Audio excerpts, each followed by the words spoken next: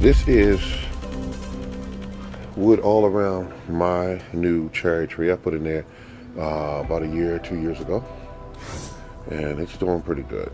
It's a beautiful tree. Skinny because it just got put in there about, like I said, about a year and a half ago, 2 years maybe. But all this was wood that was put around. A lot of it's gone because it rotted away. I see all the grass and everything laying on the soil. People say, get rid of it, cut it back, throw it away. No, this is corn. All I gotta do is knock that down, but I'll leave it there. It'll fall eventually.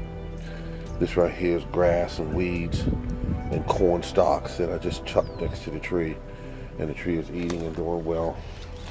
Here's some other wood that was put around this tree here. These trees could be cut back severely so they won't keep touching each other like that.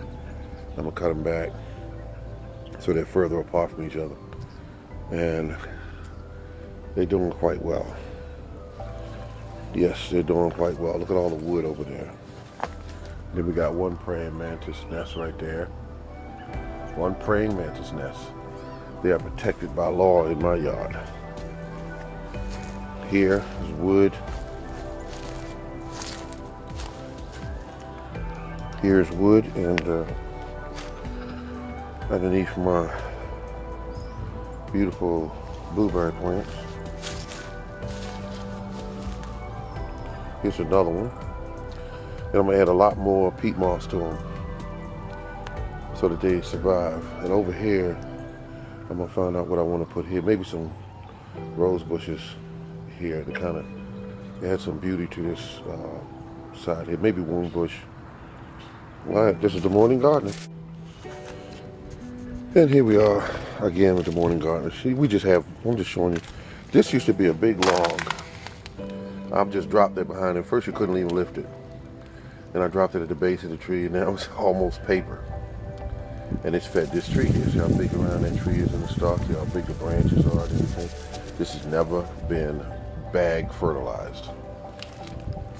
I was having problems with this tree here. This is a tree that's called a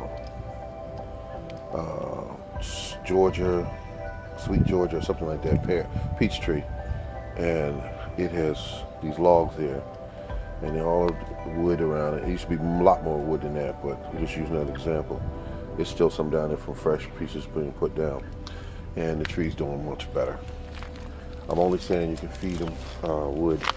Here's my 3 tree combination. You have some wood there, and all this black soil in between is because of the fact there's wood there, and it decays and turns into beautiful stuff. And these trees are looking pretty good.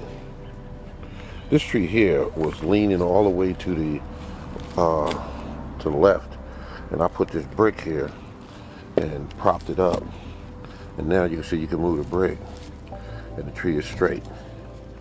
Well, I'm gonna leave it there a little longer. Yeah, and it would rock side to side. The tree would. So I use bricks to keep it upright. Folks, this is the morning gardener. Hello, this is the morning gardener show, and you can see at the base of this peach tree there's all kinds of wood. Well, you put it down in the fall, whether it be vines or whatever, and it starts to feed on the wood. Over here, you see thick pieces of wood here. I've been doing this for 4 years now, and if you look at the trees, look how big around they are. And these have never been bag fertilized. See how big that one is around? It was put in there, it wasn't as old as this one is. And this one here has produced a lot of fruit. So they're doing quite well. All this wood is the fertilizer for this tree.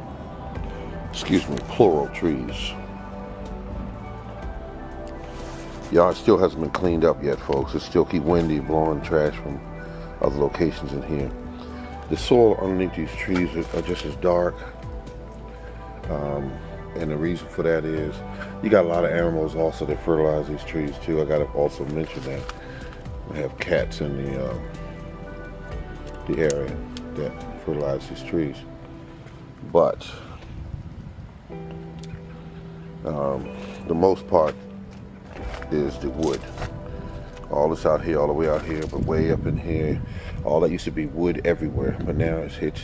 The darkness is the wood, and the wood dies. And as the wood dies, you get all this black, great soil that's around these trees. All right, let's go see something else here.